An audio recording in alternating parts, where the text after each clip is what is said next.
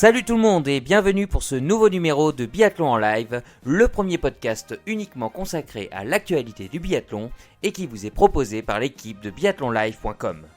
Alors pour ce nouveau numéro, nous allons débriefer la deuxième semaine à Oberhof qui fut riche en courses et en rebondissements avec bien sûr deux magnifiques victoires pour l'équipe de France. Pour débattre des différents sujets que nous allons évoquer tout au long de cette émission, nous retrouvons nos indéboulonnables de Biathlon en live. Salut Marine, Romain, Émeric, comment allez-vous en ce début de semaine ? Salut Damien, salut à tous. Très bien. Parfait. Salut Damien, ça va bien ? Nickel. Bon, Et toi ? eh bien, tout le monde, ça va, merci. Eh bien, tout le monde a l'air d'être en forme, c'est parfait. Au sommaire de ce podcast, on reviendra comme d'habitude sur les résultats de la semaine écoulée. On évoquera ensuite la course au gros globe avant de revenir sur nos bleus qui, on vous l'a dit, ont brillé cette semaine. Notre moment marquant du week-end sera également évoqué. Petite nouveauté de cette semaine, on fera le point sur l'IBU Cup qui a redémarré la semaine passée. Ensuite, les questions des auditeurs que vous avez pu nous poser sur Instagram. Et puis on fera un point sur le prochain week-end de compétition qui va arriver très vite à Antols en Italie. Donc un programme encore bien chargé, ne perdons pas de temps, jingle.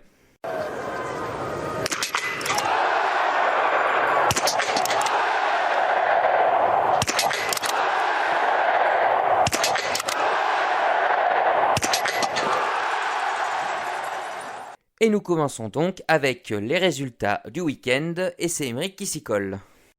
Alors, donc, on a commencé cette semaine de compétition par des sprints, qui ont vu les victoires de Thierry Lecoff et Johannes Bö.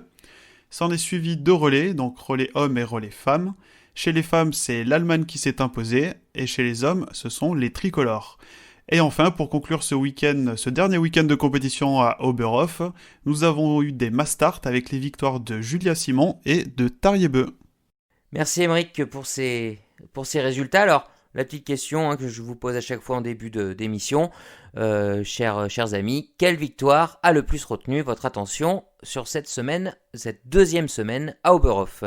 Ouais, alors moi je vais Suspense. Sans surprise dire la victoire de Julia, que effectivement personne n'avait vu venir avant la toute fin de la course. Franchement, c'était une course à suspense, mais voilà, on aura le temps, je pense, d'y revenir. C'était une super belle victoire et j'étais ravi. Ok, Romain, ta course préférée ? Ou celle du moins qui a plus retenu ton attention ? J'ai bien aimé évidemment la victoire de Julia Simon, mais pour changer, je veux dire le relais homme qui a été vraiment tout en maîtrise de l'équipe de France et qui a pu tenir derrière le retour fracassant des frères Bö. Donc en plus une victoire historique car ils n'avaient jamais gagné à Oberhof. Donc pour moi, ça va être le relais français masculin. Ok, bon Émeric, pour la France, c'est foutu, donc maintenant, tu trouves autre chose. Non, mais ça tombe bien, j'allais prendre aucune des deux. J'allais choisir le relais allemand qui s'est imposé chez les filles, tout simplement parce que c'est la première victoire d'une fille allemande cette saison. Ok, merci Émeric. Pour ma part, je vais être un peu décalé, je vais partir sur le sprint masculin.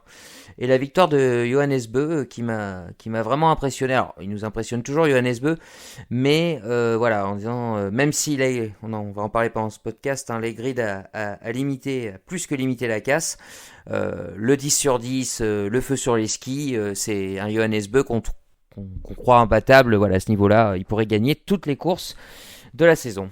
Ok, donc pour ces moments marquants du week-end, on passe tout de suite à la course au gros globe. Et avant de débattre sur les sujets, Émeric, tu nous fais un point sur le classement général dames et hommes. Et oui, comme d'habitude, donc je vais vous faire un tout petit point en vous annonçant les podiums plus le premier tricolore, ou la première tricolore. Donc on va commencer par les dames. Martelsbou est toujours en tête, cette fois-ci avec 579 points. Elle a perdu un petit peu d'avance, parce qu'elle était à 43 points d'avance le week-end dernier, elle en a plus que 19. Deuxième position, on retrouve Thierry Lecoff, 560 points. Et en troisième position, Anna Heuberg avec 550 points. Première tricolore, Anaïs Chevalier-Boucher n'a pas changé de position, elle est toujours 10e, cette fois-ci avec 334 points. Chez les hommes, Johannes Bö est également toujours premier. Il a, lui, par contre, augmenté son avance. Il était à plus 41 avant le week-end, il est désormais à plus 52. Il totalise 616 points. Il est suivi par Sturla Holmleigrid avec 564 points. Et désormais en 3ème place, le frère de Johannes, donc Tarjei, avec 511 points, qui remplace Johannes Dalleux. Premier tricolore, Émilien Jacquelin, tout comme Anaïs Chevalier, change pas de place, mais lui reste 6ème avec 433 points. Merci Émeric. Donc on va revenir sur le week-end des leaders et le fameux duel Lagrid-Johannes Beu. Avec une petite question que je voulais vous poser, est-ce qu'on a vu un premier coup de mou pour Lagrid, alors plus sur la Mastart, ou quelque chose qui nous fait penser que de toute façon cet athlète exceptionnel est trop dépendant de son tir pour rivaliser avec Johannes Beu, si quelqu'un veut se lancer? Je pense que oui, c'est vrai que après sur la Mastart, il a fait un résultat au tir qui est pas du tout ridicule. Il fait 18 sur 20, mais il fait pas une place extraordinaire. Je sais plus combien il est, mais il est pas dans le top 10. 12e, ouais. 12e. Et il a été laissé au repos sur le relais. Donc pour moi, c'était aussi un signe que sur les skis, il en manquait un peu. En tout cas aujourd'hui, je pense qu'il en a manqué un peu aussi, parce que 18 sur 20, c'est quand même un bon score. Et je pense que il y a peut-être une petite baisse de forme. Et puis la deuxième semaine au Oberhof, on l'a vu, elle a été très dure pour beaucoup de monde. Ouais, on aura l'occasion d'en reparler tout à l'heure. Un avis contraire, les gars? Après ce tour-là, oui, il peut pas faire non plus des 10 sur 10, des 20 sur 20 à toutes les courses. Donc forcément, à un moment donné, on sait qu'il est moins rapide que Johannes Beu. La marge quand même de Johannes Beu sur les skis est quand même assez importante sur tout le reste du peloton. On a quand même vu, sur le sprint, il fait quand même une très grosse course. Sur la Mastart, oui, on sent qu'il a un peu marqué le pas. Je trouvais même globalement les Norvégiens, même femmes et hommes, qui étaient un peu moins dominateurs, je trouve, sur les skis cette deuxième semaine. Alors, je pense que aussi c'est le fait que ce soit cette deuxième semaine à Oberhof qui fatigue les organismes, et ça, comme toutes les autres équipes évidemment, mais forcément ils avaient un tel avantage que bon, ça équilibre quand même un peu plus les choses. Mais bon, voilà, Johannes Beu, c'est pas n'importe qui, même s'il est moins bon au tir, pour moi ça reste quand même le numéro 1, et il finit 7ème sur la Mastart, mais finalement c'est quand même lui qui fait la bonne opération sur cette course. Ça va être difficile d'aller le chercher, même avec un grand ce tour-là derrière la carabine. Ok, merci Romain. Oui, c'est vrai. En fait, ce qu'on constate, c'est que Lagrid n'a pas le droit à l'erreur, tout simplement derrière la carabine. Après, c'est toujours compliqué à comparer. Une faute de moins, il peut être sur le podium aujourd'hui, et ça change tout. On n'aurait pas ce débat ce soir-là, mais à ce moment-là, je veux dire. Mais voilà, s'il veut rivaliser jusqu'au bout, il sera obligé d'être quasiment parfait derrière la carabine. Il n'aura pas le choix. Il prend sur les skis 1 minute par Johannes Beu sur la Mastart. C'est quand même. Mais je pense que les autres concurrents ont dû prendre un petit peu de temps aussi par Johannes. Ah oui, évidemment. Johannes a une balle d'avance sur toute la concurrence. Ouais, Dalleux, deuxième temps de ski, il prend 25 secondes. Voilà. Mais donc, voilà, c'est ce qu'on voit avec Johannes Beu, et ça fait toujours aussi penser à Martin Fourcade aussi dans la race des grands champions, c'est que c'est des mecs, c'est valable aussi chez les dames, mais qui même un jour sans derrière la carabine, ils vont en louper 3, 4, voilà. Ils vont quand même réussir à terminer dans les 10 premiers, à pas, c'est la marque des grands champions, et Johannes l'a encore prouvé aujourd'hui. C'est vrai qu'un 16 sur 20, c'est pas une bonne course pour Johannes Beu. Mais non. Au final, avec sa vitesse à ski, sa grande forme, il prend quand même une 7ème place qui, au final, est très bénéfique pour lui au classement général. C'est ça. On va passer aux dames. Et chez les dames, c'est très très serré. Tu l'as rappelé tout à l'heure, Émeric, que Marthe Holzboe n'a plus que 19 points d'avance sur Thierry Lecoff, qui s'est un peu loupé aujourd'hui sur la masse, mais qui a remporté le sprint en début de semaine. Anna Heuberg, qui revient également, qui a 29 points, je crois, de Marthe Holzboe. On se dirige vraiment vers un combat à 3 qui s'annonce passionnant jusqu'à la fin de l'année. Là, on peut vraiment figer ce combat. Ouais, franchement, le podium se dessine plus que jamais côté féminin, et à mon avis, jusqu'à la dernière course, on va trembler. Enfin, nous, on va trembler derrière nos écrans, et elles aussi derrière leur carabine, parce que ça va être super serré. C'est vrai que mine de rien, la bonne opération, elle est peut-être faite par Anna Heuberg cette semaine, qui On parle pas trop d'elle parce que sur les skis, c'est moins bien qu'avant, mais derrière la carabine, elle fait quand même le taf et elle a repris des points un peu, je trouve. Anna et Franzi aussi, ouais. Oui. Franziska, ouais. Après Prusse, j'en parle pas parce que je pense que pour le général, Ouais. elle le joue pas, mais elle a fait une semaine ouais. excellente. Pour moi, c'est ma biathlète du week-end, mais non, Anna Heuberg a marqué de bons points cette semaine. Et puis Marté, on a perdu un petit peu. Mais après, rien de rédhibitoire, parce qu'elle fait quand même top 10 en étant pas au mieux, quoi. Donc c'est comme Johannes, quoi. Elle laisse pas trop de terrain non plus. C'est bien aussi d'avoir aussi une nation autre que la Norvège aussi dans cette lutte du cristal qu'on peut avoir comme chez les garçons, où là c'est vraiment un match norvégien. Et... C'est quand même une Scandinave. Oui, hein. c'est sûr. Mais en plus, voilà, c'est deux pays qui aiment bien se battre. Voilà, il y a Se titiller. Voilà, ils aiment bien se titiller. Se tirer la bourre. Il y a une certaine rivalité. Donc, on espère que quand même que Anna Heuberg va se maintenir pour qu'on ait ce match à 3. Mais c'est vrai que Thierry Lecoff et Marthe Holzboe, enfin surtout Thierry Lecoff, a montré de belles choses jusqu'ici sur ces 2 premières semaines à Oberhof. Elle a un peu retombé dans ses travers en fin de week-end là sur le relais, même si sur le relais dames c'était quand même mal embarqué déjà avant, mais elle est tournée à 2 fois sur le relais, et là sur la mass start, sur son premier debout il est assez compliqué, et au final Marthe Holzboe et Thierry Lecoff remettent un peu plus dans le jeu Anna Heuberg, qu'on sentait quand même en retrait depuis Orphison déjà, hein, on sentait vraiment moins bien sur les skis, et non, une belle bataille, et on espère que ça va se poursuivre dès le week-end prochain à Antols. Enfin, dès cette semaine à Antols. Ouais, c'est vrai, c'est ce que disait Marine. Hein, Anna Heuberg, elle fait pas de bruit. Hein. Donc on l'entend pas arriver, Ah bah, et pourtant elle est bien là. on est beaucoup focalisé sur les Norvégiens en ce moment, donc ils prennent beaucoup la lumière. Donc oui.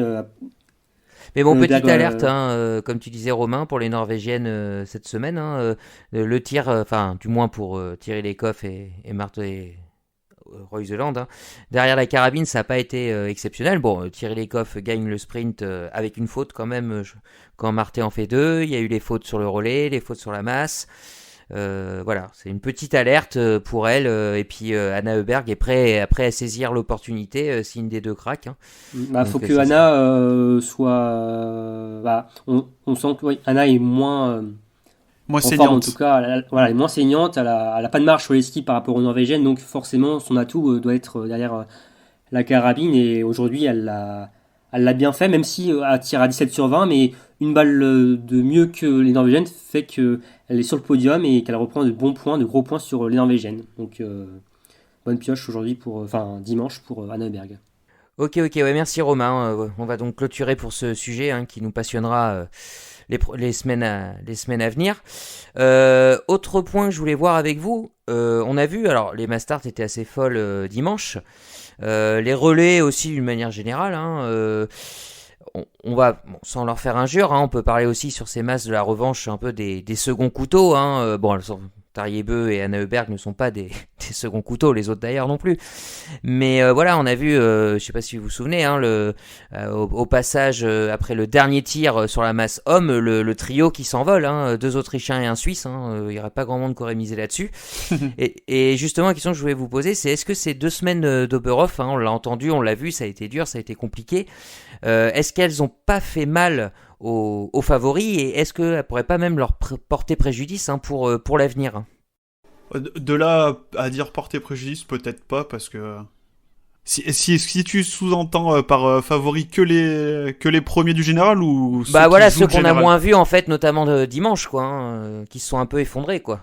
Ouais, non, je pense que bon, comme tout le monde, ils ont 2 semaines dans les pattes. Là, ils vont partir sur Antols, ils vont avoir un petit peu de repos, mais ouais, non, je pense pas que ça leur porte préjudice pour la fin de la saison. Ça a été un passage un petit pas complètement à vide, parce qu'ils restent quand même tous là placés, comme on l'a dit, Johannes, même en étant moins bien, il reste dans le top 10. Marthe et Thierry, elle reste placée quand même. Non, franchement, non. Après, c'est bien. Je trouve ça bien, par contre, de voir des mecs qu'on voit moins, et des filles qu'on voit moins souvent devant. Ça les met un peu en lumière. C'est toujours plaisant de voir des nouveaux visages arriver sur les devants. Enfin, pour ceux qui regardent, qui suivent de moins près que nous les courses, je trouve ça toujours plaisant de voir des gens qu'on a moins l'habitude de voir. Bah, surtout qu'on avait l'habitude de voir que les drapeaux norvégiens depuis le début de l'année, là. Enfin, même depuis le début de En fait, saison. peu importe le second couteau, tant qu'il n'est pas norvégien, on est content. Non, mais Les c'est pauvres. bien pour le biathlon, même, d'une diversité. Pour l'intérêt du biathlon, Voilà, très c'est bien. ça, exactement. Ouais. C'est vrai. C'est pas qu'on est pour ou contre les Norvégiens. On est Même si ça avait été un Björn Tegard, tu vois, on peut Voilà, le exactement. catégoriser second couteau, il reste norvégien, mais ça ferait quand même toujours plaisir de le voir jouer devant, quoi. Bien sûr. Ou une Caroline Knoten, tu vois, des gens comme ça. Bien sûr, bien sûr. Même si Tarjei Bø a remporté, un Norvégien a Ouais. remporté la Mastart, faut pas Oui, l'oublier. oui. Oui. Mais C'est c'est à vrai. peu C'est vrai près que- le seul favori qui s'est illustré aujourd'hui, sur les Mastart, quoi. C'est ça, Si c'est tu ça. regardes, on a Leitner qui finit 2ème, il est 23ème, enfin, du coup, maintenant, il est 23ème du général. Premier On a- podium en carrière, en plus. Ouais. Benjamin Sur une Weger, Mastart. ouais. Benjamin Weger, ça faisait un moment qu'on l'avait pas vu, c'est pareil, il est au-delà de la 15ème place du général. Eder, pareil. Et ce bon vieux Lucas Hofer qui se refait une deuxième jeunesse aussi là depuis le début de l'année. Ah ouais, depuis Oberhof, Il vole est- totalement. ouais. J'étais Ah, étonné il est qu'il soit costaud, pas hein. sur le podium, d'ailleurs. J'avais un peu misé sur lui pour aujourd'hui, et bon, il Ah, est pareil. quatrième, donc Enfin, pas bien une semaine loin, de mais- plus à Oberhof, je pense. Il était sur le podium. Ah ouais, il explose tout le monde. Là, c'est clair. Ouais, je pense il est pas revenu sur Weger, mais aussi Weger avait pas fait de faute et lui en avait fait 2. C'est peut-être ça aussi qui a penché dans la balance sur le dernier tour. Ouais. Oui, enfin, après, en même temps, voilà, Weger, il a fait le sans faute, Mm. il mérite. Mais du coup, Non, ouais, mais bien les Italiens, ils réalisent un bon week-end, hein, entre leur relais, où ils arrivent à finir 3ème, plus là, Hofer qui fait 4ème là. Sur le sprint, il était 6ème. Ça fait plaisir de les voir revenir un peu sur le devant de la scène, quoi. Doro qui passe pas loin de Ouais, s'imposer. 2ème sur le enfin, sprint, ouais, c'est ça. Hein. 6ème sur la Mastart. Ouais. Mais Romain, est-ce que tu penses toi que cette piste elle a fait mal quand même ces 2 semaines? Bah, on a quand même beaucoup vu de biathlètes, alors je vais pas dire s'en plaindre, mais en tout cas, admettre que cette piste était quand même très difficile, surtout cette grande montée. On les voyait, enfin, dans les derniers tours de la Mastart Dame, on a l'impression qu'ils allaient reculer, hein, les filles, hein, tellement c'était compliqué. Reculé. Non, mais T'es pas de Marseille, pourtant. non, mais en tout cas, on sentait qu'il fallait pas une bosse de plus parce qu'un 6ème tour de plus parce que ça commençait à faire vraiment pas mal aux pattes, pardon. Et ça a redistribué les cartes un peu, oui. Ça a mis un peu plus en difficulté les leaders, sans doute, très certainement. Et tant mieux, on a tant mieux pour aussi- l'intérêt et le suspense. bah c'est ça. oui, parce que c'est sûr que voir des Benjamin Weger, des Leitner, des Simon Eder aussi qui étaient devant, hein, qui étaient dans le trio tête après le dernier debout. On n'a pas vraiment misé sur ça au début de la course et c'est pas mal, ça rend un peu plus folle la course et elle l'a été. C'est vrai. Et juste, Marine, une question, enfin Marine ou les autres, hein, mais t'as pas parlé depuis un petit moment. Aussi à Oberhof cette semaine, parce qu'on a moins entendu la semaine dernière les biathlètes se plaindre entre guillemets, mais à Oberhof cette semaine on avait un temps d'Oberhof, hein, on avait du brouillard, du froid, enfin c'était compliqué quoi. Bah, c'était plus Oberhof que que la semaine dernière, mais je dirais qu'on a connu quand même pire. Mais Oui, effectivement, c'est vrai. Surtout pense le froid qu'on- plus que le brouillard d'ailleurs, c'est vrai. oui, pas forcément de brouillard, le vent pas plus que ça.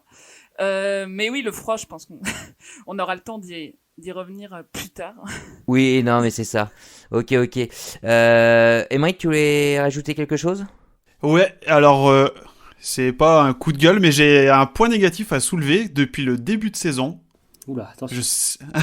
Oula. Je pense que vous allez être d'accord. On n'a pas vu quasiment aucune Suissesse sur les devants de la scène.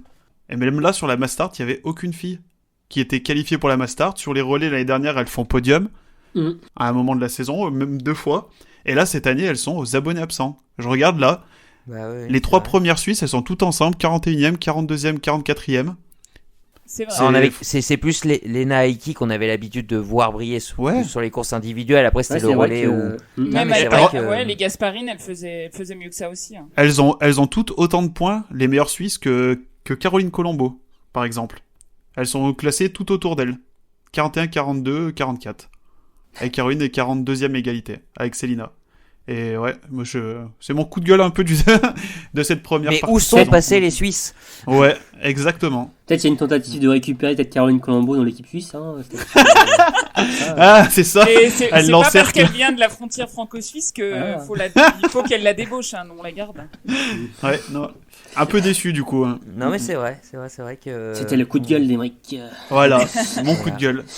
Si vous retrouvez nos amis suisses, n'hésitez pas à nous le signaler. Ok, merci Émeric.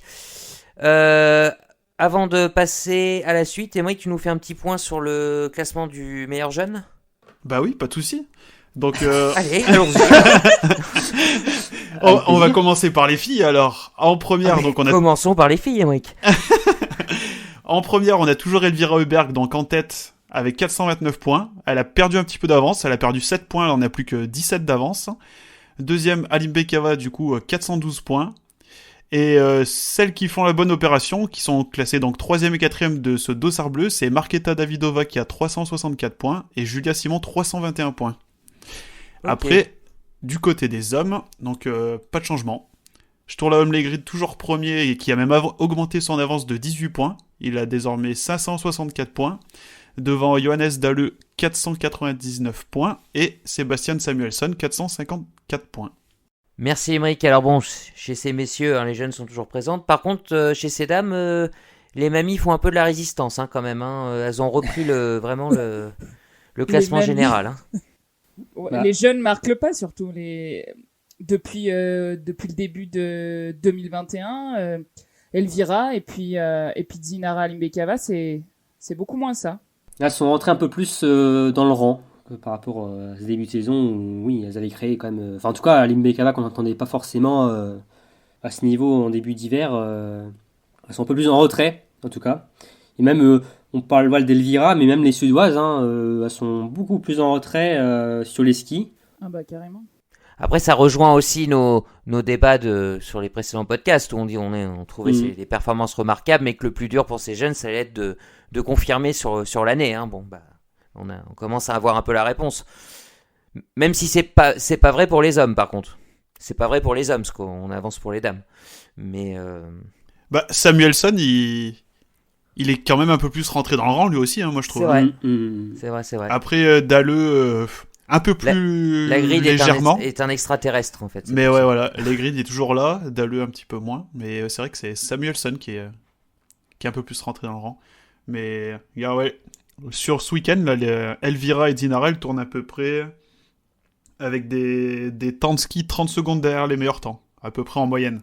Ça Donc, reste quand même pas mal, Ça mais reste, c'est vrai que ça reste bien. Non, mais c'est Elvira très était- honnête, mais- c'est vrai qu'au Oui. début de saison, Elvira était le meilleur temps, même souvent. Oui, ouais. Avec les Norvégiennes et sa sœur, mais Et Les- derrière la carabine, ça tire moins bien. Ça tire moins bien que d'habitude. Hein. Ce qu'on disait, hein, je me souviens plus à quel podcast, on disait à Limbekava, si elle réussissait pas à continuer à tirer aussi bien, elle allait forcément, enfin c'est logique hein, dans le biathlon, mais reculer par rapport à ses temps de ski qu'elle avait à l'époque. Et bon, ses temps de ski, ils ont reculé, mais moins. Elle a moins perdu en fait, je trouve, en temps de ski que le début de saison, qu'au niveau du tir. Niveau du tir, c'est là qu'elle a le plus pêché sur ces deux étapes à Oberhof, moi je trouve. Mais en tout cas, hein, que ce soit au niveau du général, des jeunes, de ce qu'on a pu voir cette semaine, hein, la dimension physique va vraiment être très très importante. Elle l'est d'habitude, hein, mais là je pense qu'elle va l'être encore plus pour les mondiaux et la fin de saison. On va vraiment voir les préparations qui ont eu lieu et puis la récupération. Ça peut faire la différence d'ici la fin de la saison, hein, quand on voit les contre-perfs, hein, les craquantes qu'on Le qu'on week-end voit. le week-end à Antals, il va être physique, hein, ça. On va avoir Ah des, oui, des c'est biathlètes pas très toujours épuisés, je pense. Hein. Ouais. Ouais. Après, il y a deux On peut semaines, avoir des hein, surprises, je ouais. crois. Mm. Il y a 2 semaines, je crois, entre Antals et puis même un petit peu plus. avec ouais, le des bonnes début semaines et mondiaux. demie, ouais, je crois. Ouais, c'est ça. Ok, Il y a un ok. week-end sans course. Bon, bah, on va clôturer pour ce dossard bleu. On va même changer de sujet. On va passer au bleu.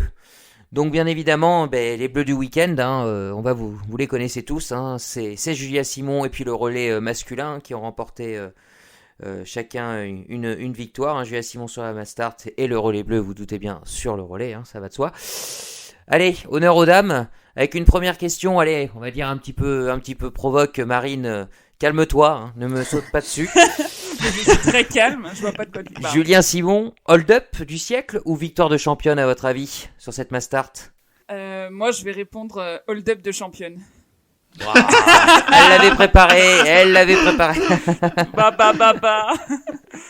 Non, Bravo. mais parce que je trouve que c'est les deux en fait, parce que elle a su saisir l'opportunité qui lui était donnée. Ouais.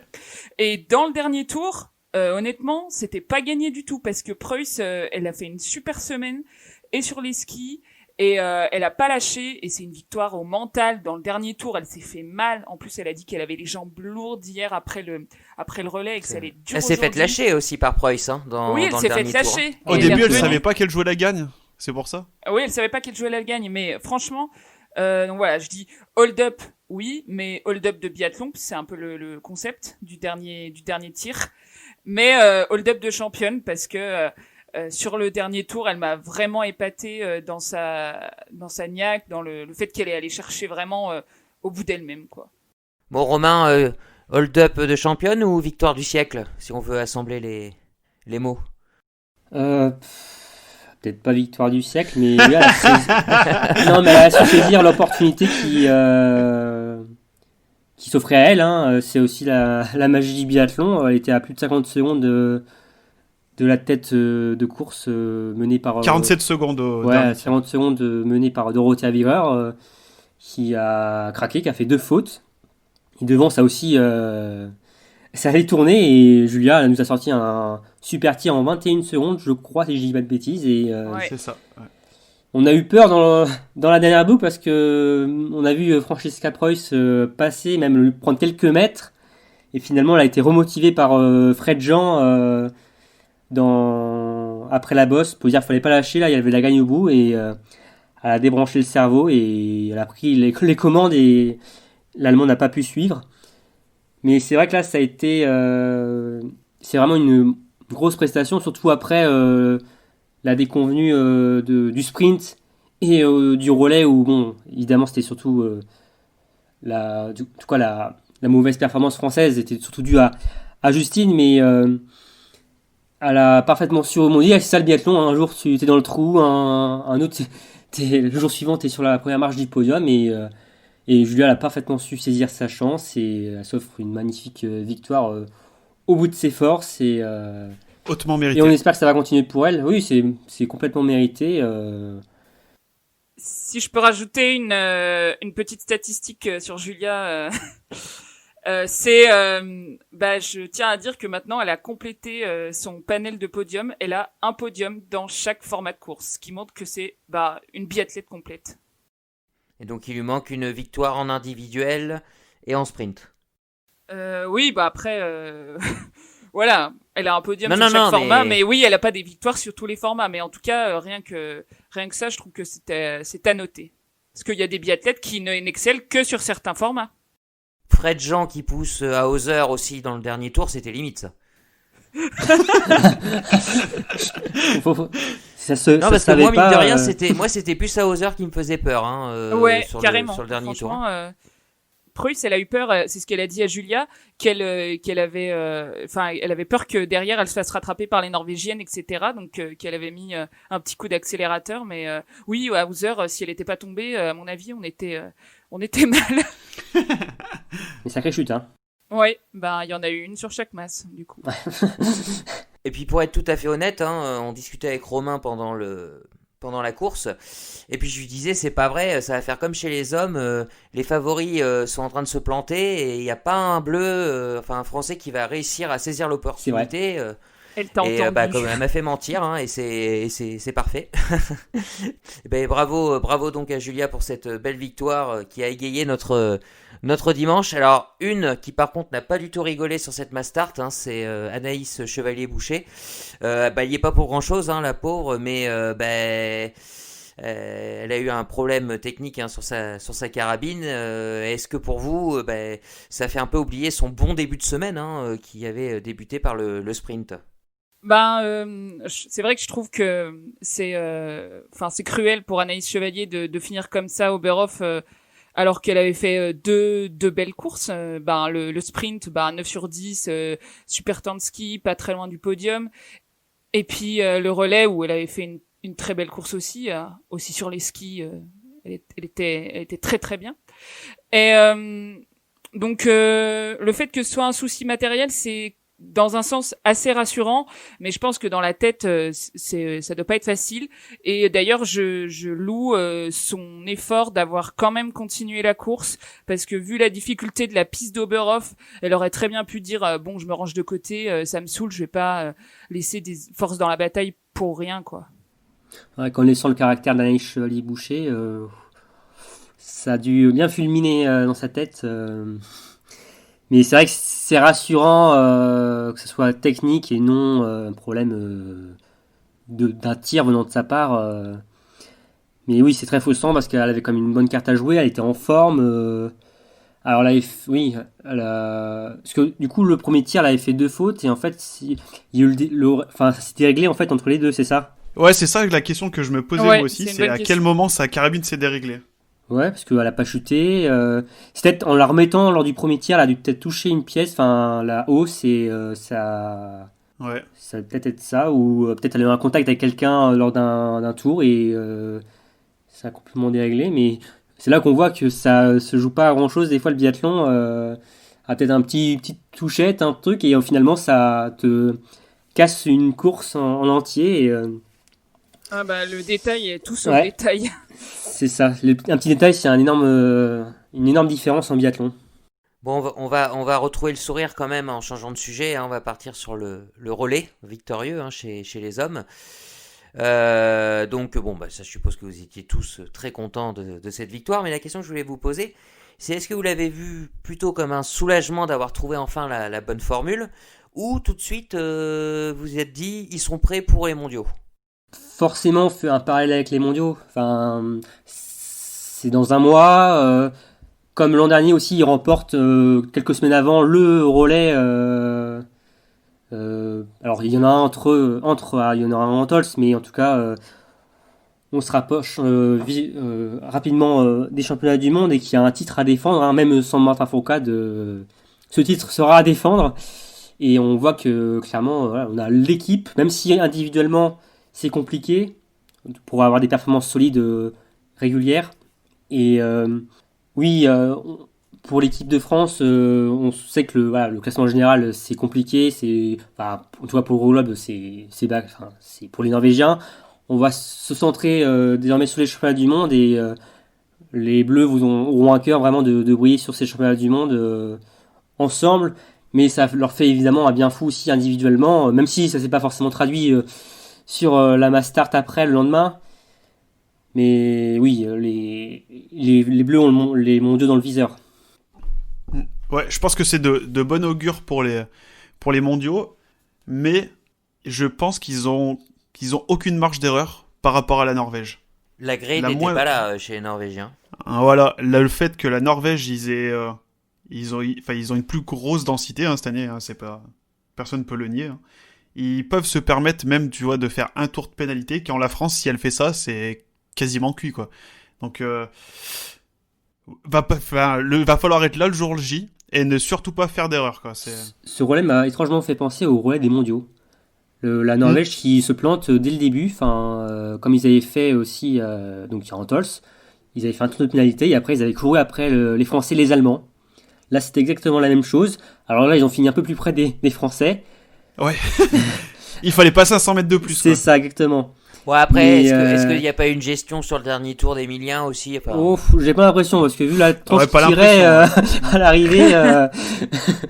Mais non, mais la France, comme lors des mondiaux, a parfaitement su saisir sa chance.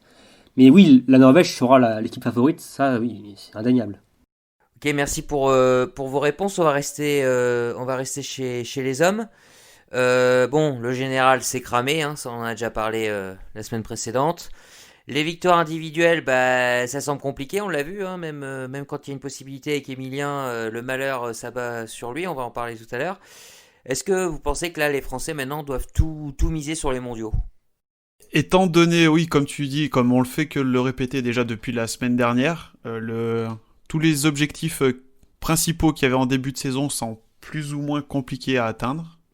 Même, du coup, le général impossible. Les spécialités, après, c'est encore peut-être jouable pour certaines et pour certains.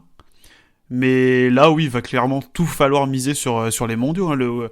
Le week-end qui arrive à Antols va servir de dernière répétition officielle en compétition pour les mondiaux, pour se faire sa place aussi parmi ceux qui vont y aller. Ça va être le gros objectif de la saison. Enfin, ils doivent faire de ces mondiaux-là leur gros objectif de la saison, je pense, maintenant. Moi, je suis pas tout à fait d'accord. Mais Marie, je t'en prie. Alors, en fait, c'est bien de cocher les mondiaux et c'est sûr que c'est forcément un bel objectif. Mais justement, quand on a l'ambition de jouer le général, je pense à Quentin et à Emilien, tout jouer sur les mondiaux, ça fait un peu genre ouais, le reste, bon bah tant pis, on abandonne. Mais en même temps, il faut rester dans le coup et jouer le truc jusqu'au bout, même si non, mais quand je parle de gagner ça, Marine, je peux parler d'une impasse éventuellement. Ah oui, une impasse. Ouais. Ah bah ça peut, voilà, quand je dis tout viser sur les mondiaux, c'est est-ce qu'il vaut mieux pas faire, enfin il y a ce que tu viens de dire aussi, mais est-ce que, je sais pas, une impasse, une course en moins, du repos, des choses comme ça peut être quelque chose à envisager justement pour les mondiaux, quoi. Donc en gros, faire l'impasse sur Antols. Oui, ou sur une course ou sur un relais, enfin oui, ça peut être ça. Faire une impasse à Antols, ça va être compliqué là. T'as un sprint individuel et Mastart. Donc si tu veux quand même jouer un petit peu le globe de l'individuel, t'es obligé de le faire. La Mastart, c'est une course généralement que ceux qui se qualifient ne ratent jamais. Et le relais, comme on disait tout à l'heure, c'est la dernière course de préparation pour les mondiaux. Ça va être dur de faire une impasse ce week-end, je pense. Hein. Pour moi, non, ce serait pas cohérent de faire une impasse. C'est pas du tout comme Marté qui avait annoncé je joue les mondiaux, je fais l'impasse au Grand Beau, j'assume et elle a fait le job. Que là, c'est genre en dépit faire une je sais pas, je le sens pas comme ça personnellement. Faut s'en servir comme dernière répétition. Ouais, faudra quand même surveiller les sélections des différentes nations en début de semaine prochaine pour voir s'il n'y a pas des petites surprises. J'en ai parlé dans le sujet qu'on vient d'évoquer, hein, dans la question, hein, notamment la chute d'Emilien Jacquelin, hein, qui a eu lieu sur la Mastart du jour, hein, qui n'est pas la première d'ailleurs de la saison. Je ne sais pas s'il y en a eu d'autres les autres saisons d'ailleurs, je ne sais pas si vous avez ce souvenir là. Est-ce que pour vous, au-delà de cette chute, on a tout dit, hein, mais est-ce que c'est un manque de chance ou est-ce que Emilien Jacquelin, il a quand même pas des petits sauts de concentration de temps en temps au niveau de son... Il le dit lui-même, hein, que c'est un sanguin, donc en course du moins. Donc voilà, c'est la question que je vais vous poser. Est-ce que ça va pas un peu plus loin que le manque de chance quand même? C'est pas la première fois que ça lui arrive. Hein. D'ailleurs, c'était sur la dernière Mastart à Orphizen, où il chute avant la dernière ligne droite.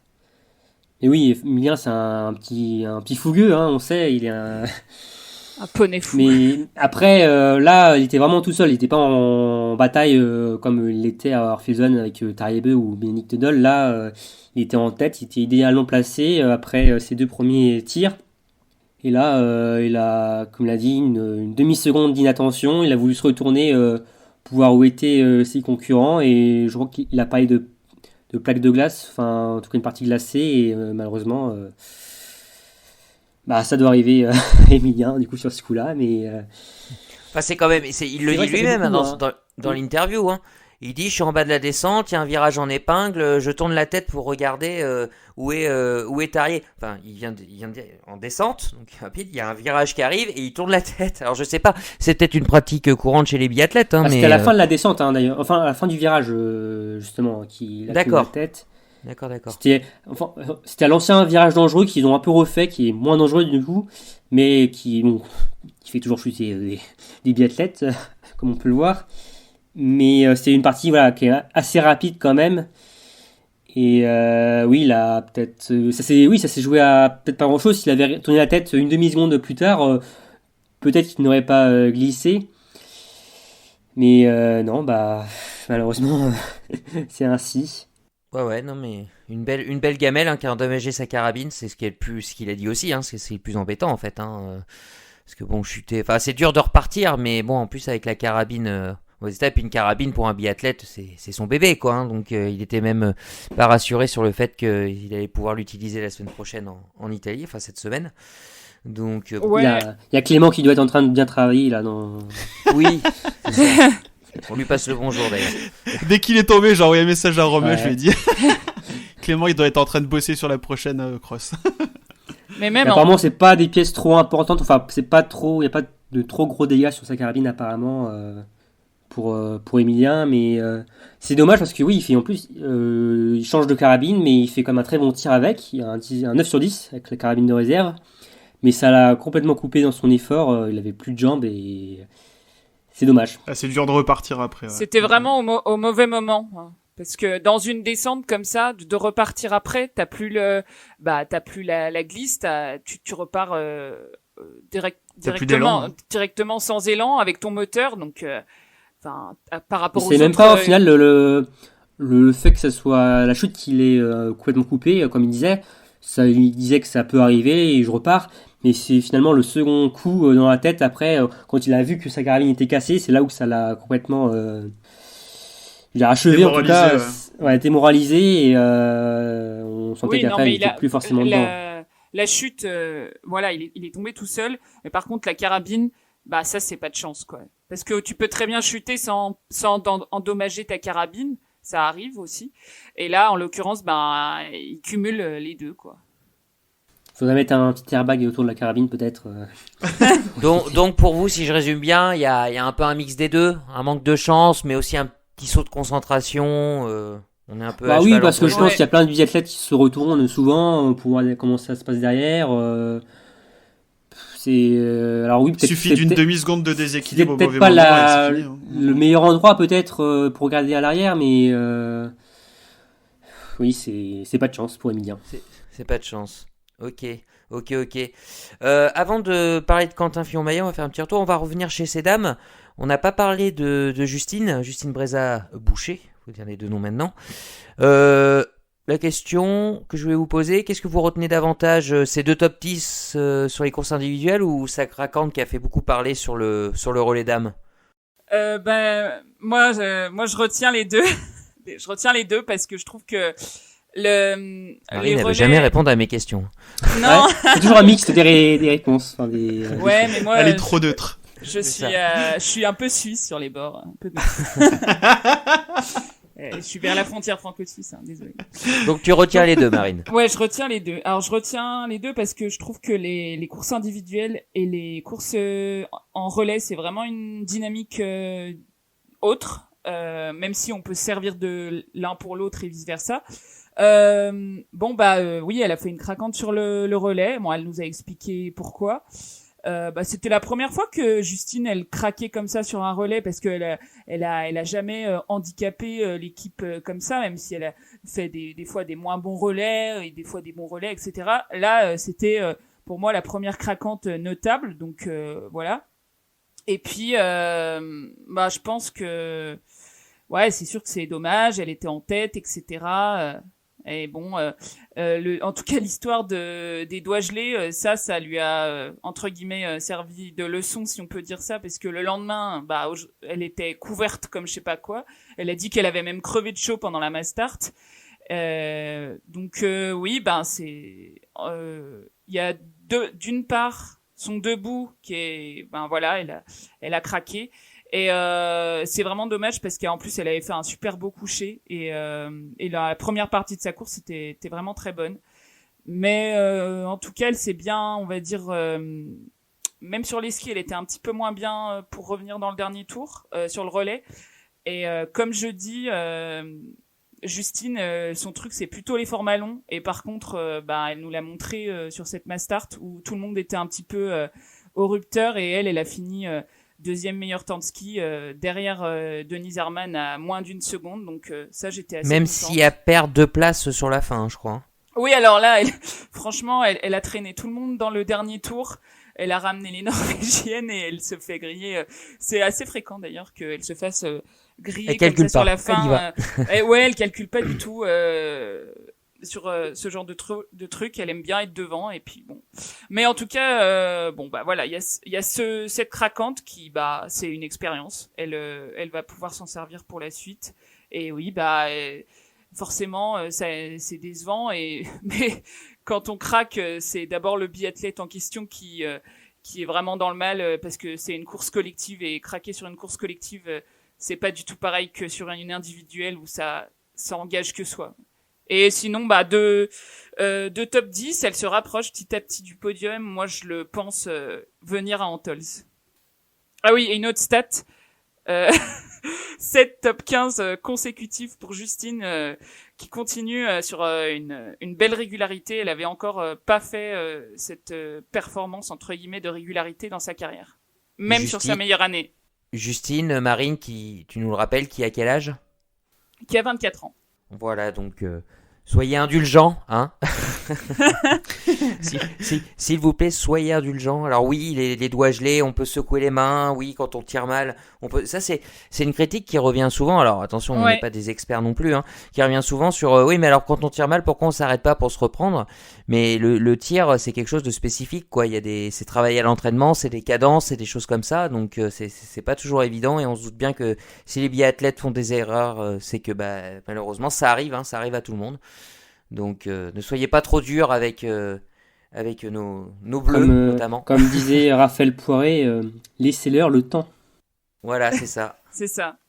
Et puis les craquantes sur les relais, c'est pas la première et c'est pas la dernière à craquer sur le relais. Et il y en aura toujours. C'est ça qui fait la beauté du relais. On y reviendra tout à l'heure, mais on en a vu des belles en IBU Cup, hein, justement. Oula, oui. Et c'est vrai que c'est frustrant ce tir de Justine au Doubou sur le relais, quand on a vu cette belle course sur le sprint, elle fait enfin son premier 10 sur 10 de l'hiver. Et toujours on critique beaucoup Justine sur son tir. Moi, sur son tir couché, vraiment, je trouve qu'il y a vraiment une énorme amélioration de Justine. Faut vraiment elle n'a jamais aussi bien tiré couché. Ouais, hein. Sur le tir couché, elle a vraiment trouvé la solution, je trouve, vraiment, pour avoir un tir régulier et bon, et même pas forcément lent, comme elle avait l'habitude d'avoir par le passé. Et oui, maintenant, il y a le celle debout, où il faut encore travailler, mais oui, moi j'ai surtout envie de retenir ce tir couché de Justine. Forcément, oui, cette craquante sur le relais va lui rester un peu dans la tête, et dans nos têtes aussi, sur ce week-end. Mais voilà, il y a quand même du bon, il faut retenir le bon quand même, et on espère que je pense qu'elle voudra se reprendre sur le relais à Antols, et comme j'ai lu beaucoup de commentaires, elle a sa place dans le relais de l'équipe. Elle l'a montré même au début de saison. Les 3 relais qu'elle a fait, que ce soit féminin ou même mixte, elle a fait des bonnes performances et c'était toujours sur le podium. Donc voilà. Oui, tout à fait d'accord. On va conclure pour Justine. C'était le petit saut chez les dames. On va revenir sur un dernier sujet pour les messieurs. On va parler de Quentin Fillon-Maillet. Qui a perdu ses espoirs de général la semaine précédente, la première semaine d'Oberhof. Là, Quentin, cette semaine, il fait, on va dire, une semaine assez neutre. Je sais pas ce que vous en pensez. Il fait un bon relais, il est présent dans les 2 top 10. On a l'impression, on l'entend, mais on l'entend peut-être un petit peu moins dans les médias. On a l'impression que Quentin, il essaye de se rassurer d'abord pour mieux rebondir ensuite. Est-ce que c'est un sentiment que vous partagez ou pas du tout ? Ce que tu dis, on l'entend moins. Comme tu dis, on l'entend moins, et c'est exactement la remarque que je me suis fait. Je vais pas dire qu'il est invisible, mais j'ai l'impression d'avoir beaucoup moins vu Quentin ce week-end que les autres week-ends. Que ça soit... Enfin, peut-être pas forcément en interview, parce que bon, ils y passent quasiment tous après chaque course, mais on a moins parlé de Quentin sur tout le week-end, je trouve, et c'est peut-être finalement pas plus mal pour lui. On parlait des objectifs des Français. Pour moi, l'objectif de Quentin, c'est les mondiaux. Là, je pense qu'il se réserve pour les mondiaux. Là, il a fait un week-end neutre, comme tu disais, Damien. On n'a pas beaucoup entendu parler de lui. Il s'est rassuré aussi, je pense, par rapport au week-end passé. C'était surtout un week-end pour se rassurer. Et on va voir en Antols. Je pense qu'il aime bien l'altitude, Quentin. Les mondiaux sont aussi un peu en altitude. Donc, Quentin prépare son retour au premier plan. En tout cas, je le souhaite pour lui. Et il fallait qu'il se refasse une cerise après ce week-end dernier assez compliqué et voilà, il se reconstruit petit à petit là. Et voilà, vu que ça arrive très très rapidement, la reconstruction après l'échec doit se faire rapidement, mais voilà, un week-end plutôt neutre pour Quentin, je pense qu'il va lui faire du bien. Marine? Non, moi je suis assez d'accord. Neutre satisfaisant quand même, puisque bah il fait 2 top 10 et puis le relais c'était vraiment une belle performance. On a peut-être trouvé la bonne combinaison aussi au niveau du relais. L'an dernier c'était Martin le leader et il était en deuxième et finalement c'est le cas cette année et Quentin était deuxième et ça a bien marché. Ouais, puis même sur la masse, hein, il se tire 2 balles dans le pied au premier coucher, puis il se Ça reprend fait bien mal. ensuite. Hein. Il s'est pas affolé. Bon, une petite faute sur la fin qui fait qu'il peut pas jouer le podium, mais une course, un week-end honnête, sans fioriture. C'est vrai que Voilà, sur la c'est Mastart, ça. on l'a pas beaucoup vu. On était surtout côté français focalisé sur Emilien Jacquelin. Hein, normal, hein, après 2 premiers tirs, il était en tête. Et après, l'incident de la carabine, de la chute, ça fait que bon, ça a pris encore plus d'importance.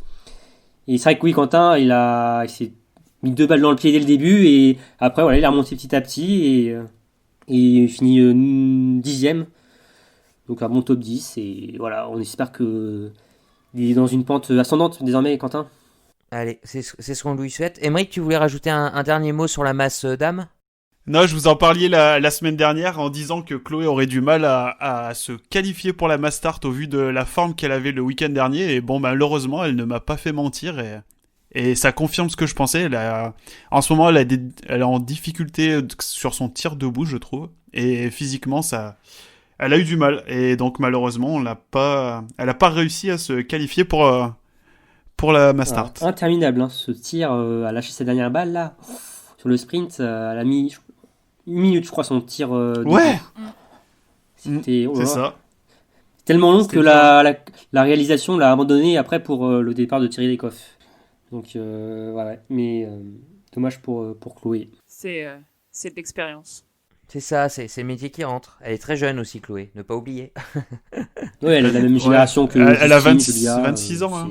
Ouais, 26 ans. Non, mais Elle fait plus partie des toutes jeunes de l'équipe de c'est France. vrai. Quoi. C'est vrai, mais bon, 26 ans, Oui, ça mais reste jeune quand même. elle est jeune sur le circuit Coupe du Monde. Ouais. Bon, bah, on va clôturer notre bulle bleue pour cette semaine. Et on va passer sur notre prochaine rubrique à propos de notre moment marquant du week-end. Oui, donc moi, mon moment marquant, c'est le podium en relais des Biélorusses avait le meilleur temps de ski de la course. Et j'étais un peu, comment dire, j'en avais parlé avant. Les Biélorusses, elles sont super rapides en ce moment. Et puis, et ben là, elles ont réussi à combiner ça avec un bon tir. Surtout Anna Sola, qui est pas super safe derrière la carabine. Je la voyais craquer sur le debout et elle m'a fait mentir. Et puis voilà, c'est la nouvelle génération biélorusse chez les dames est à surveiller de près. Ok. Romain? Et ben moi, ça sera le malaise de Ingrid Tendrevold sur le De ta sprint. chérie. Ingrid. Ma chérie, n'importe quoi.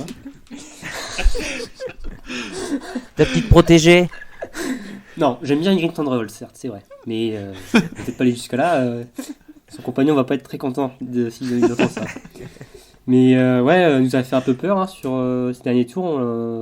Elle était ressortie 9ème du second tir. Il y a un moment, alors c'était un moment en plus où la course s'emballait un peu, où on savait pas si les Françaises, oui ou non, allaient rester sur le podium. Et là, d'un coup, on a une image sur une biathlète norvégienne effondrée au sol, entourée de plein de coachs. Au début, on savait pas trop si c'était Thierry Lecoff et Ingrid Tendrevold, vu que bon, elles se ressemblent un peu physiquement. Mais finalement, après, bon, on a su que ça allait pour la Norvégienne. A été même sur le relais dames 2 jours après, et elle a fait une 4ème place sur la Mastart. Mais c'est vrai que oui, c'est pas forcément des images qu'on aime voir. Donc voilà, c'est longtemps que Ingrid Tendrevold y a le mieux. Aymeric, quel moment t'a marqué? Et ben moi, c'est le podium de l'Italie avec leur très jeune Giacomel qui, il me semble avoir vu passer la stat sur internet. C'est le premier biathlète né dans les années 2000 à avoir marqué des points en Coupe du Monde. Il me semble que c'était peut-être même déjà l'année dernière, je sais plus. Et du coup, c'est le premier biathlète aussi né dans les années 2000 à monter sur un podium en Coupe du Monde. Ça ne rajeunit pas D'accord. tout ça. C'est clair.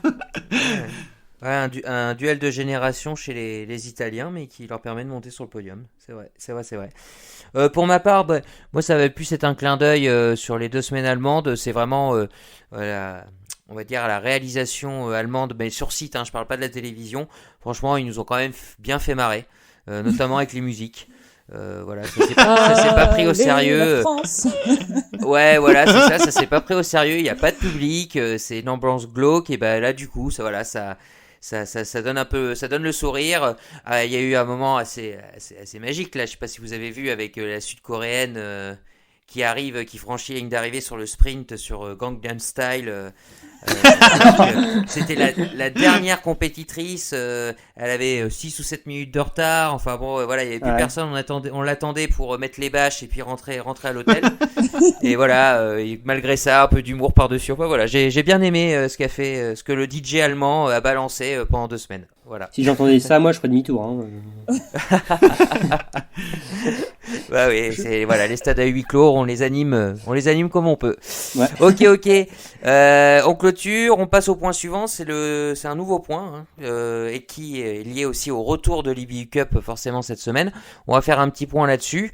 Aymeric, si tu veux nous donner les résultats de cette première semaine d'IBU Cup. Alors, on va passer un petit peu plus vite que sur les résultats Coupe du Monde, sur ces résultats d'IBU Cup. Alors, on a commencé, c'était à Harbour, déjà en Allemagne, on a commencé par 2 sprints.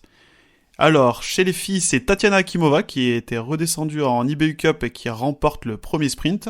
Nos premières françaises font 5e et 6e, Lou Jean Monod et Guilon Guigona, la petite sœur d'Antonin. Et chez les hommes, on a eu un triplé norvégien avec Alexander Fjeld Andersen, qui a fait un petit passage en Coupe du Monde en début de saison. Notre premier français termine 8e, Eric Perrault. Ensuite, du coup, on a eu notre 2e sprint, et là, on a vu notre premier podium tricolore de la saison, et même son premier podium en eBay Cup pour elle, c'est Camille Benet, qui a fini 3e. Derrière, encore Tatiana Akimova qui réalise le doublé. Chez les hommes, on a un autre Andersen qui a remporté la course, mais pas le même. Cette fois, c'était Philippe Andersen. Et la course a été un peu plus compliquée pour les jeunes tricolores, puisque le premier s'est classé 18e, il s'agit de Hugo Rivaille. Et enfin, on a conclu le week-end dimanche avec des relais. Les Françaises ont terminé 5e derrière une équipe de Russie qui a un peu survolé la course. Et chez les hommes, on a eu un très beau podium de nos jeunes tricolores qui finissent 3e derrière l'Allemagne vainqueur à domicile. Et juste devant la Norvège qui nous a rendu une copie assez édifiante face aux cibles avec 6 tours de pénalité et 14 balles de pioche. Ils étaient ultra favoris, ils ont mis des temps de ski stratosphériques, mais ils n'étaient pas là derrière la carabine, quoi. Voilà. Merci Aymeric. Alors, en quelques mots, qu'est-ce que vous retenez de cette première semaine de compétition en IBU Cup ? Bah non, c'est top pour Camille Benet, son premier podium. Elle a réussi à se défaire, se mettre entre les Russes, qui sont vraiment dominatrices, parce qu'ils sont souvent dominatrices quand même en IBU Cup, comme la saison précédente. Faut faire une course parfaite, là il n'y a pas le choix là. Oui, il n'y a pas de contrôle antidopage, je crois, en IBU Cup. Non, je rigole. Ne vous enflammez pas, c'est une blague. Oui, vas-y Romain, excuse-moi, continue. Je sais pas trop comment continuer après ça. Non, mais oui, c'est vrai que chez les dames, il y a une grosse domination russe, et chez les hommes, une grosse domination norvégienne. Et c'est top de voir Camille Benet faire son premier podium. Les garçons seront un peu plus en retrait que les filles, mais ensemble, on a vu qu'ils avaient réussi à sortir une très belle course, en terminant donc 3e. Et voilà, on espère que ça va continuer dans ce sens-là, parce que l'an dernier, je crois qu'il n'y avait pas eu énormément de podiums pour les Bleus en IBU Cup, et là, déjà, on commence par 2 podiums, et voilà, c'est top. Ouais. Comme tu disais, moi, avant le début de la course, au vu des premiers résultats du week-end, je misais plus sur un podium des filles en relais que sur un podium des mecs. Et comme quoi, la beauté du biathlon a fait que ça a été l'inverse. Les mecs ont réussi une super course, ils ont profité des erreurs de la Norvège, entre autres, et ils se sont hissés du coup sur la 3e place du podium. Après, oui, les filles, elles font quand même un bon début de saison. Il y a Sophie Chauveau qui nous sort des temps de ski, Oh là là, oui. une vraie fusée. C'est ouf. Les Norvégiens qui dominent, chez les mecs, ils dominent à ski, c'est impressionnant. Ah, ils ont un niveau des Coupes du Monde en fait, hein, on peut dire. Ah ouais, c'est... Ouais, mais il n'y a pas de Bah, il y en a place, déjà hein. 2 ouais, qui sont passés. Hein, mais... C'est ça. Mais ils sont trop forts sur les courses individuelles. Là, ça va faire comme l'année dernière. Ils vont prendre toutes les victoires quasiment. Et sinon, ouais, Tatiana Akimova, à mon avis, elle va retourner en Coupe du Monde le week-end prochain en Tolz. Hein. Je vois pas ce qu'elle ferait. Pourquoi elle resterait en IBU Cup, sachant que les dernières courses qu'elle avait fait en Coupe du Monde, là, c'était Orfilzen. Elle fait Ouais, c'était pas mauvais, 29 et 33. Elle était pas mauvaise. Hein. Sur la poursuite, elle finit même meilleure russe. Donc, je sais pas trop pourquoi on la retrouve en IBU Cup cette semaine. Mais Bah, voilà pour. C'était pas inutile à mon avis. Je suis assez d'accord justement à Tatiana Akimova. C'est peut-être la leader qui manque chez les Russes chez les filles pour qu'elles puissent faire monter sur le podium. Il y a pas Yurlova cette année et Akimova c'est une biathlète d'expérience, donc je pense que c'est bien ce qu'elle a fait en IBU Cup et à mon avis son retour en Coupe du Monde ça peut que faire du bien aux jeunes Russes du circuit. Ouais, parce que tu rappelles, tu dis bien son retour parce que il y en a qui ont peut-être pas tous suivi, mais ça faisait, je crois, c'est ça, 3 saisons, Romain, qu'elle saisons. était en Deux 2 saisons. saisons qu'elle était en elle congé avait arrêté maternité. après les JO de Pyeongchang. Ouais. Donc elle fait un bon Ouais. retour. Hein. Et au moins, c'est bien, si elle monte en Coupe du Monde, ça va faire un peu plus de place pour les Françaises. sur les Ah oui. certaines courses. Oui. Voilà, faut voir ça aussi. Mais... Non, un bon premier week-end quand même pour les Bleus. Et puis ça En IBU faisait plaisir de retrouver l'IBU Cup parce qu'on sentait que Ouais. ça trépignait de tous les côtés et puis le fait qu'il y ait des quotas en plus du fait que il y ait pas l'IBU Cup Junior, ça rajoute beaucoup de densité je trouve et un podium cette année en IBU Cup pour moi ça vaut vraiment enfin ça vaut Ça vaut de toujours l'or. quelque chose à un podium mais là c'est encore plus dur cette année à mon avis.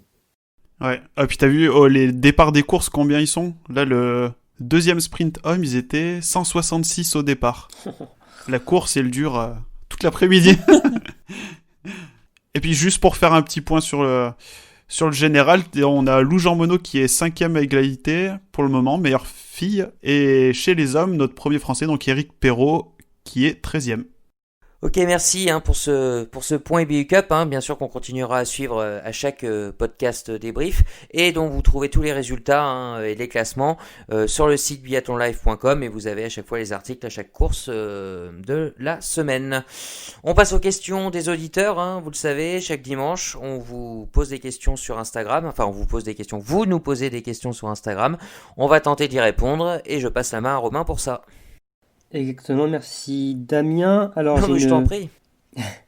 j'ai une première question de Noémie qui nous demande pourquoi parfois tous les biathlètes portent des dossards rouges comme sur la Mastart des filles.